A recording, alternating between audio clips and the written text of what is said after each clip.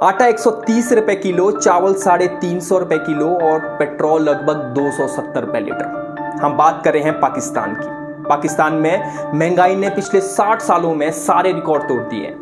इस महंगाई के पीछे जो इंपॉर्टेंट फैक्टर्स हैं, हम इस वीडियो में उन सभी को एक टाइमलाइन के साथ डिस्कस करेंगे ताकि एक क्लियर पिक्चर सामने आ जाए और एज वी इंडियंस हमें इससे क्या फर्क पड़ता है इसको समझने की कोशिश करें। Pakistan is in a state of mess.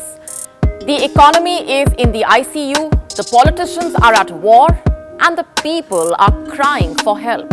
एक टाइम बनाते हैं तो 2 दिन निकालते हैं, जैसे आज बनाई है ना फिर परसों बनानी है। हमारा टेबल का मेन्यू ही नहीं चेंज हुआ, बजट भी बहुत इंक्रीज हुआ है। फिलहाल हमें IMF की शराइत माननी पड़ रही है, हमारे पास कोई और चॉइस नहीं, हर कड़ी उनकी शर्त हमें माननी पड़ रही है। तो बाजार वाला आटा महंगा है, नहीं ले सकते और पैसे भी नहीं है। एक हफ्ते से हम लोगों के लिए आटा नहीं है, इधर ही भूख से मर रहा है, बच्चों के साथ, लेडीजों के साथ। इसको देखें कि इसमें आटा, चीनी, घी कुछ नहीं है। बच्चों को क्या भूखा मार दूं? आर पार छोड़ दो करगिल रोड। इस्लामाबाद के बजाय हमें दिल्ली को आवाज देनी चाहिए।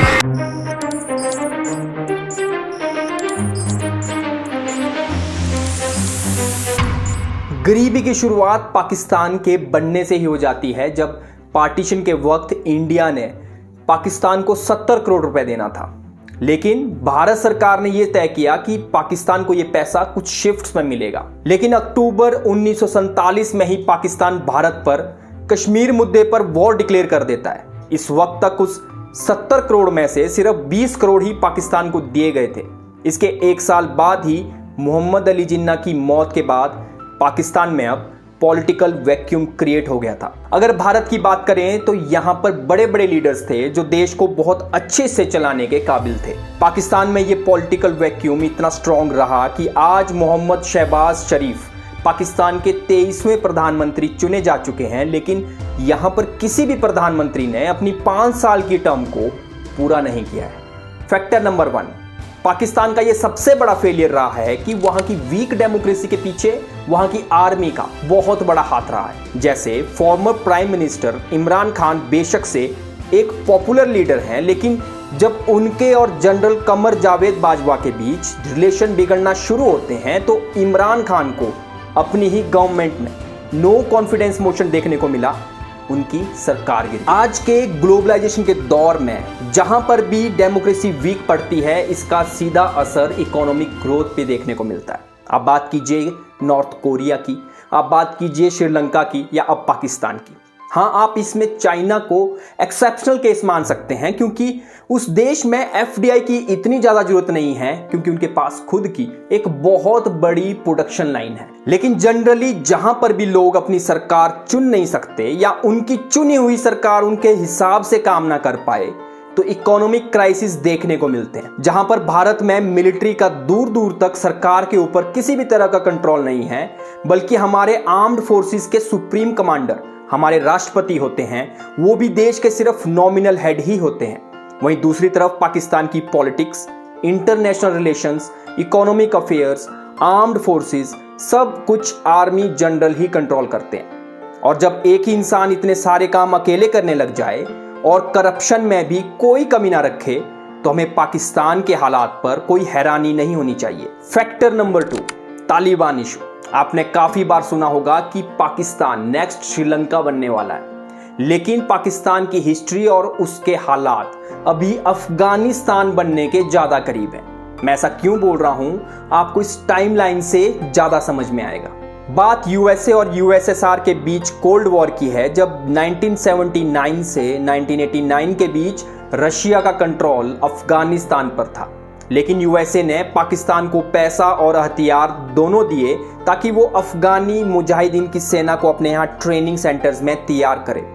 वो रूसी सेना पर हमला कर रहे थे। पाकिस्तान ने USA से एड के नाम पर खूब पैसे बनाए। पाकिस्तान की इकोनॉमिक ग्रोथ सिर्फ USA के बलबूते पर चली हुई थी। 1991 में USSR टूट जाता है, कोल्ड वॉर ऑलमोस्ट खत्म हो जाता है और 1996 से लेकर 2001 तक अफगानिस्तान में तालिबान की सरकार रही। जो मिलिटेंट सेंटर्स खाली पड़े थे तो पाकिस्तान उन ट्रेनिंग सेंटर्स में मिलिटेंट्स को ट्रेन करके भारत के खिलाफ बॉर्डर एरियाज में भेजने लगा। और जब भी पैसे की जरूरत पड़ती तो यूएसए से उसे आईएमएफ के जरिए पैसे भी मिल जाया करते थे। पाकिस्तान ने आज तक जो भी लड़ाइयां लड़ी हैं वो भीख में मांगे हुए पैसों से ही की है। 1947 में जो पैसा हमसे मांगा उसी पैसे से हम पर हमला किया। 1965, 1971, 1998 में आईएमएफ के पैसे से अपनी इकोनॉमी चलाई और यूएसए के हथियारों से हम पर हमला किया। लेकिन 2010 के बाद भारत ने दुनिया भर में अपने इंटरनेशनल रिलेशंस को स्ट्रॉन्ग करना शुरू किया और इस वक्त तक भारत अब यूएसए के साथ भी बायलैटरल एग्रीमेंट साइन कर रहा था और रशिया के साथ भी हमने रिलेशन उसी तरह बनाए हुए थे, क्योंकि इंटरनेशनल पॉलिटिक्स में कोई भी देश किसी भी देश का दोस्त या दुश्मन नहीं होता, सिर्फ पर्सनल इंटरेस्ट मैटर करते हैं। और 2011 के बाद यूएसए ने अब पाकिस्तान को एड करना कम कर दिया, क्योंकि बराक ओबामा ने यह डिक्लेयर कर दिया था कि वो ऑपरेशन एंड्योरिंग फ्रीडम के चलते अफगानिस्तान से अपनी आर्मी को वापस बुला देंगे। हालांकि इसमें 10 साल का वक्त लग गया था, लेकिन पाकिस्तान को अब पैसे नहीं मिल रहे थे। ये जो पैसे वाली बात हम बार बार कर रहे हैं, पाकिस्तान ने अपने जन्म से लेकर अभी तक लगभग 22 बार वो आईएमएफ से भीख मांग चुका है। जिस देश के पास उसकी इकोनॉमिक ग्रोथ के लिए कोई फ्यूचर प्लान्स ही नहीं है, करप्शन बहुत ज़्यादा फैल चुकी है, जिस देश का उसके टेररिज्म के ऊपर कोई कंट्रोल ही नहीं है, उस देश की हालत अफगानिस्तान जैसी बन जाए, इसमें कौन सी हैरानी वाली बात है। तालिबान जिसे पाकिस्तान ने खुद ट्रेन किया है वो आज उसके लिए सिरदर्द बन गया है, जिसके बारे में वो किसी को बता भी नहीं सकता और उसके ऊपर उसका कंट्रोल भी नहीं है।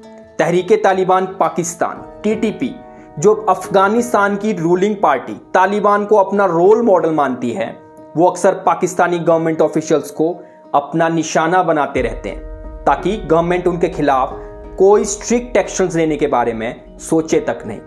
इसी टीटीपी को पाकिस्तान ने भारत के खिलाफ ट्रेंड किया था। अभी कुछ महीनों पहले भी पाकिस्तान और अफगानिस्तान के बीच बॉर्डर पर शेलिंग की न्यूज़ आ रही थी।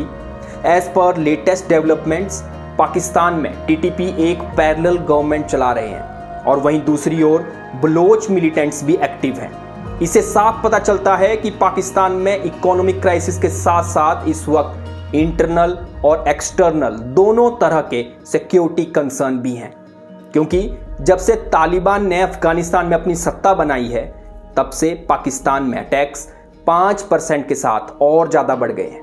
फैक्टर नंबर 3, चाइना के ऊपर पाकिस्तान की डिपेंडेंसी शायद पाकिस्तान की हिस्ट्री में टेररिज्म के बाद दूसरी सबसे बड़ी गलती है।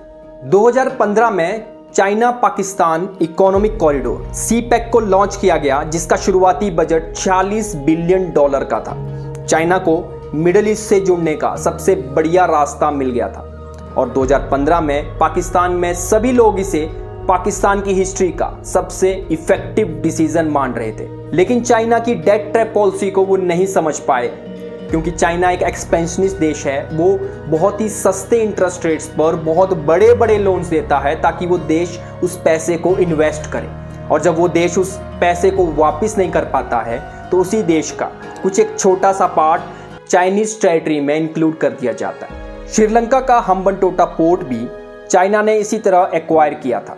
चाइना ने सीपैक में खूब इन्वेस्टमेंट किया है, लेकिन उस काम का टेंडर चाइनीज कंपनी को ही दिया गया, जिसमें मेजॉरिटी लेबर चाइनीज है।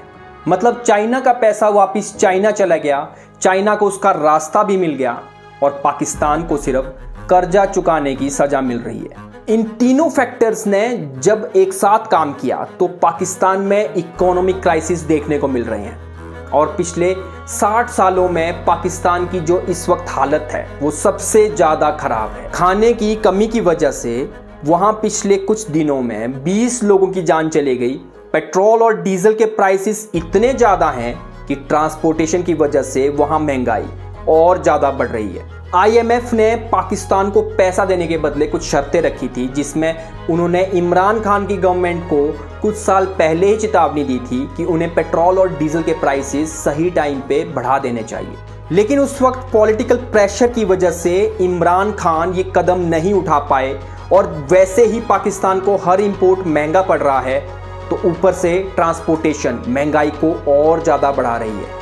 वर्ल्ड बैंक की रिपोर्ट के हिसाब से वहां तकरीबन 60 लाख लोग एक्यूट फूड इनसिक्योरिटी में जी रहे हैं और अगर कंडीशन नहीं सुधरी तो इस साल सितंबर से दिसंबर तक यही आंकड़ा 85 लाख तक पहुंच जाएगा। तो फिर ये इकोनॉमिक क्राइसिस ह्यूमैनिटेरियन क्राइसिस में बदल जाए, इसमें कोई दो राय है ही नहीं। पाकिस्तान का सेंट्रल बैंक ऑफ पाकिस्तान के पास इस वक्त लगभग $3 बिलियन से भी कम का रिजर्व है। इसका मतलब ये है कि वो बेसिक कमोडिटीज जैसे क्रूड ऑयल, गेहूं, इनको ज्यादा टाइम तक इंपोर्ट नहीं कर पाएगा। पाकिस्तान के ऊपर इस वक्त $130 बिलियन का कर्जा है और उसका डेट टू जीडीपी रेशो सिर्फ 70% के आसपास है। पाकिस्तान के ऊपर $27 बिलियन का बायलेटरल डेट है जो किन्हीं दो देशों के बीच रहता है। उसमें से $23 बिलियन का कर्ज तो सिर्फ चाइना को ही लौटाना है। यहां से आप डेट ट्रैप पॉलिसी को समझ सकते हैं। हमने बात की थी सीपैक के शुरुआती बजट की जो लगभग $46 बिलियन का था और अब पाकिस्तान को उसके ऊपर जब कर्ज भी देना है तो वो $64 बिलियन तक पहुंच गया है। के साथ 2018 से ही FATF financial action task force ने पाकिस्तान को ग्रे लिस्ट में रखा हुआ है। ग्रे लिस्ट में उन देशों को रखा जाता है जो टेररिज्म फाइनेंसिंग और मनी लॉन्ड्रिंग को बढ़ावा देते हैं।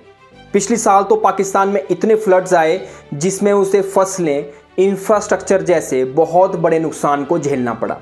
एज इंडियन हमें पाकिस्तान की इस हालत से अवेयर रहना चाहिए क्योंकि पहली बात यह है कि हमारे रिलेशन पाकिस्तान के साथ अच्छे नहीं हैं और दूसरी बात पाकिस्तान एक न्यूक्लियर स्टेट है। वो मजबूरी के कारण कब नॉर्थ कोरिया बन जाए ये भारत के लिए मैटर ऑफ कंसर्न बन जाता है। तीसरी इंपॉर्टेंट बात, अभी पाकिस्तान ऑक्युपाइड कश्मीर में प्रो इंडिया स्लोगन्स लग रहे हैं जो इंडिया में शामिल होना चाहते हैं। जाहिर सी बात है कि पाकिस्तान खुद को तो संभाल नहीं पा रहा है, तो जिस हिस्से पर उसने हमारे कश्मीर पर कब्जा किया है तो उसे वो कंट्रोल नहीं कर सकता। इसे भारत में रिफ्यूजी प्रॉब्लम्स देखने को मिल सकती है या हो सकता है कि पैसे की आड़ में वो ये एरिया चाइना को ही गिफ्ट कर दे, जैसा उसने अक्साई चीन वाला हिस्सा ऑलरेडी चाइना को गिफ्ट किया हुआ है।